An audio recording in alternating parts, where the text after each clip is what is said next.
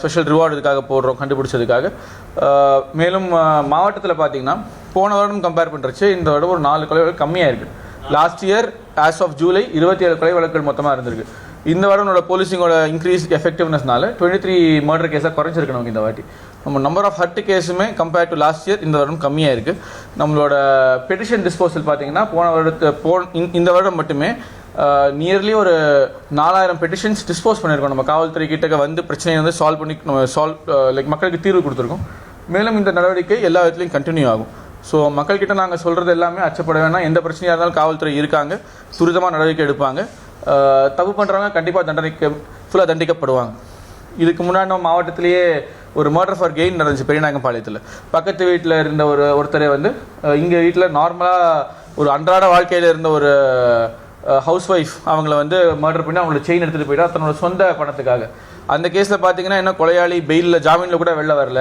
நம்ம அந்த கேஸை சார்ஜ் ஷீட் போட்டு ட்ரையல் ஆரம்பித்து கமிட்டல் பண்ணி மேலே ஃபுல் ட்ரையலும் ஆரம்பிச்சிருக்கோம். கூடிய விரைவில் அந்த கேஸ்லையும் அவருக்கு தண்டனை வாங்கி கொடுப்போன்ற ஒரு நம்பிக்கை இருக்குது. ஸோ இந்த மாதிரி நடவடிக்கைகள் எல்லா விதத்துலையும் கன்ஃபார்மாக நாங்கள் எடுத்துக்கிட்டு இருப்போம், கண்டினியூ பண்ணுவோம்.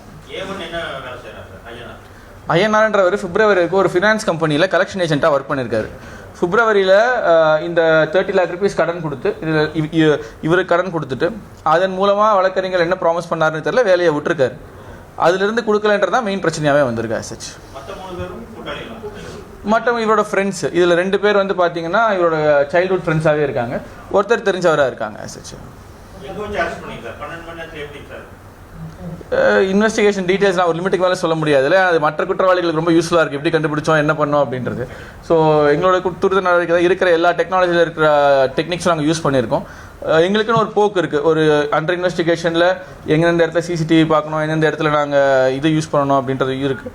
எங்களுக்கு டெக்னிக்கல் டூல்ஸும் இருக்குது. அதை பேஸ் பண்ணி தான் அங்கே இருக்கிற லொக்கேஷன்லேயும் அவங்களை அரெஸ்ட் பண்ண முடியுது. அவங்க யூஸ் பண்ண வெப்பனும் பறிமுதல் பண்ணியிருக்கோம். அவங்க இந்த வழக்கறிஞரோட கார்லேயே தான் தப்பிச்சு போயிருக்காங்க ஸ்பாட்லேருந்து. ஆசிச்சு அந்த காரையும் அவங்க இருந்த இடத்துலேருந்து பறிமுதல் பண்ணியாச்சு. அவங்க இந்த ஃபஸ்ட்டு ஒரு 2 பேர் தான் போகிறாங்க. அதுக்கப்புறம் 2 வீலர் தான் இன்னும் 2 பேர் வராங்க. அந்த 2 வீலரும் பறிமுதல் பண்ணியாச்சு. ஸோ இந்த கேஸை பொறுத்த வரைக்கும் அவங்க யூஸ் பண்ண வெப்பன், யூஸ் பண்ண mode of transport and accused எல்லாமே செக்யூர் பண்ணியிருக்கோம் கம்ப்ளீட். ஒரு அரிவாள், ஒரு கத்தி, 2மே.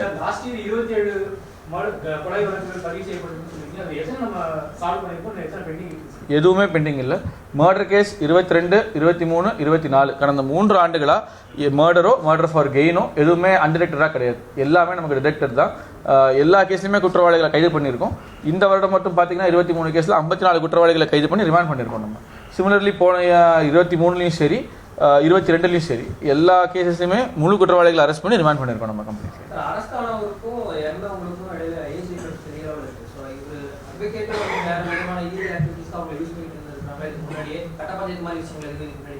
சரி, அண்டர் இன்வெஸ்டிகேஷன் இருக்கும்போது எங்களால் வந்து டைரெக்டாக நம்ம அக்யூஸ் என்ன தப்பு பண்ணான்றதை கண்டுபிடிக்க முடியும்.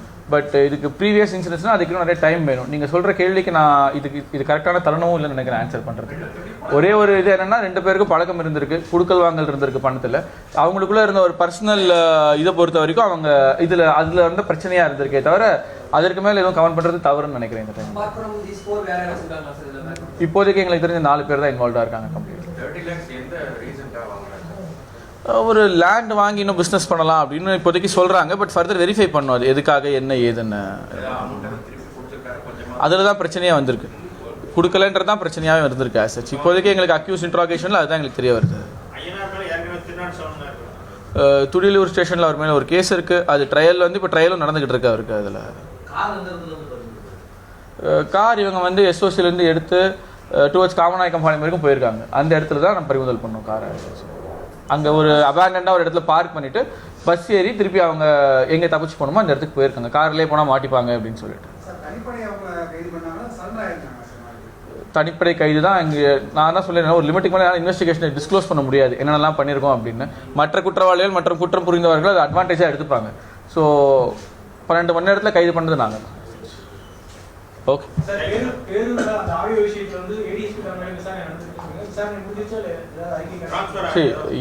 Any allegation against any police personal நாங்கள் சீரியஸாக தான் எடுப்போம். அது லைட்டாக எடுக்கிற கான்செப்ட் இல்லை. ஸோ அந்த ஆடியோவுமே அதே சீரியஸ்னஸோடு தான் பண்ணிக்கிட்டு இருக்கோம்.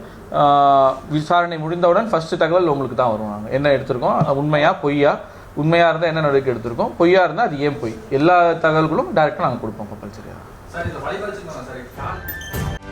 செய்திகளை உடனுக்குடனும் துல்லியமாகவும் தெரிந்து கொள்ள சப்ஸ்கிரைப் பண்ணுங்க.